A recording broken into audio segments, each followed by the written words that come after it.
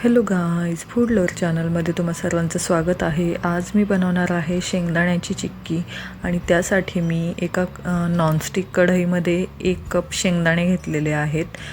शेंगदाणे आपल्याला एकदम कमी गॅसवर छानपैकी भाजून घ्यायचे आहेत। खूप जास्त पण भाजायचे नाही आहेत, फक्त सालं निघतील एवढेच शेंगदाणे आपल्याला भाजायचे आहेत आणि ते पण एकदम कमी गॅसवर, जेणेकरून ते एकदम क्रिस्पी होतील। तर शेंगदाणे मी भाजून घेतलेले आहेत छानपैकी आणि वाटीच्या सहाय्याने मी शेंगदाण्याचे सालं छानपैकी काढून घेतलेले आहेत। मी खूप जास्त बारीक शेंगदाण्याचा कूट नाही करणार आहे। मिक्सरला लावून पण तुम्ही शेंगदाण्याचा कूट करून घेऊ शकता, तुम्हाला जसा हवा तसा, किती जाड हवा किती बारीक हवा तसा। पण मिक्सरला लावल्यामुळे शेंगदाणे खूप जास्त बारीक होऊन जातात, म्हणून मी इथे वाटीच्या सहाय्यानेच थोडासा जाडसर असा कूट करून घेतलेला आहे आणि त्यानंतर मग मी शेंगदाण्याची चिक्की बनवलेली आहे।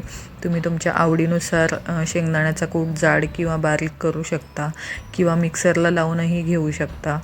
तर शेंगदाण्याचा कूट आपला रेडी झालेला आहे। त्यानंतर मी अंदाजे 2 चमचे गावठी तूप घेतलेला आहे। शक्यतो चिक्की बनवण्यासाठी नॉनस्टिक पॅनचाच वापर करायचा आहे। तर तूप मेल्ट झाल्यानंतर मी त्याच्यामध्ये 1 कप गूळ घातलेला आहे। हा मी चिक्कीचा गूळ यूज केलेला आहे इथे। जर आपण 1 कप शेंगदाणे घेतलेले आहेत तर 1 कप शेंगदाण्यासाठी आपण 1 कपच गूळ यूज करायचा आहे, म्हणजे सेम क्वांटिटी ठेवायची आहे गुळाची आणि शेंगदाण्याची। गूळ कढईमध्ये घातल्यानंतर गॅस आपल्याला एकदम कमी ठेवायचा आहे आणि कमी गॅसवरच आपल्याला गूळ मेल्ट करून घ्यायचा आहे। गूळ आपला छानपैकी मेल्ट झालेला आहे, तर तो कडक झाला की नाही ते बघण्यासाठी एका बाउलमध्ये मी पाणी घेतलेलं आहे आणि त्याच्यामध्ये थोडासा गूळ मी टाकून बघितलेला आहे। तर गुळाचा पाक आपला अजून कच्चाच आहे, कारण तो स्ट्रेच केल्यानंतर असा स्ट्रेच होतो। तर गूळ आपला एकदम असा कडक झाला पाहिजे। तर अजूनही आपला गुळाचा पाक कच्चा आहे, तर मी पुन्हा 1-2 मिनटासाठी गूळ छानपैकी शिजवून घेतलेला आहे। तर तुम्ही बघू शकता अजून गूळ आपला कच्चा आहे, त्याच्यामुळे तो दाबला जातोय, असा कडक त्याचा गोळा तयार होत नाही आहे।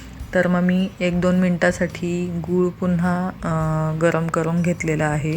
गॅसची फ्लेम आपल्याला एकदम कमी ठेवायची आहे आणि कमी गॅसवरच आपल्याला गूळ शिजवून घ्यायचा आहे। तर 1-2 मिनटं झाल्यानंतर पुन्हा एकदा मी गूळ पाण्यामध्ये टाकून घेतलेला आहे आणि ह्या वेळेला आपला गूळ एकदम कडक झालेला आहे। त्याचा मी गोळा बनवून प्लेटमध्ये टाकला तर त्याचा आवाज येतोय, याचा अर्थ आपला पाक रेडी झालेला आहे। तर ह्या स्टेजला आपल्याला गॅस कमीच ठेवायचा आहे आणि आपण जो शेंगदाण्याचा कूट करून घेतलेला होता तो याच्यामध्ये आपण ॲड करायचा आहे।